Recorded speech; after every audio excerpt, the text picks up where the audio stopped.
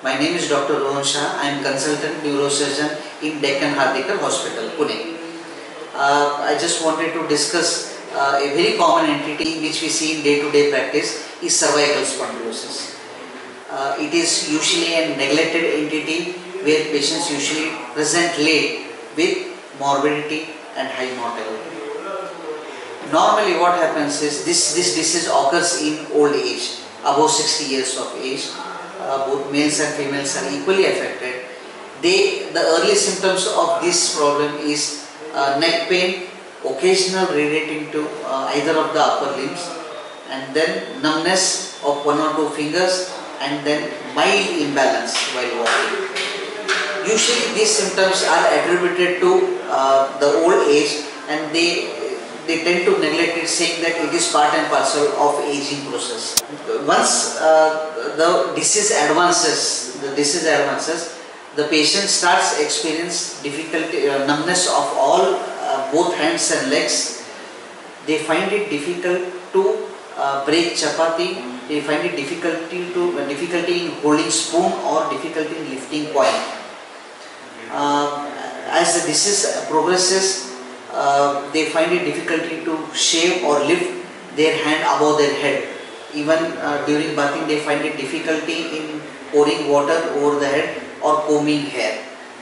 In the legs, the problems are in form of difficulty in wearing footwears or slipping of footwears while walking, knowingly or unknowingly, and then imbalance during walking, and difficulty in walking in dark, especially when the current goes out, or in village people when they try to walk on the bund between the two fields.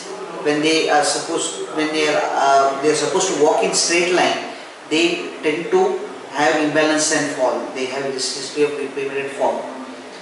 As the disease advances, patient usually complains of stiffness of the hands and the legs, shaking of hands and legs, history of falling of objects from hand when they try to grip the object, or lifting of object, and at the late stage there is urinary disturbances and bowel disturbances in form of constipation, and at later stage they usually present bedridden and with stiff body.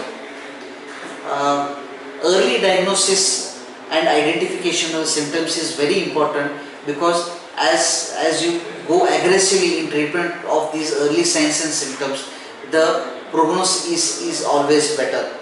The later the intervention, later the treatment, we don't get desired results as we expect, especially when they are bedridden or wheelchair bound.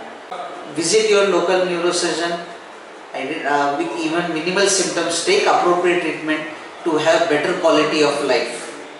Thank you.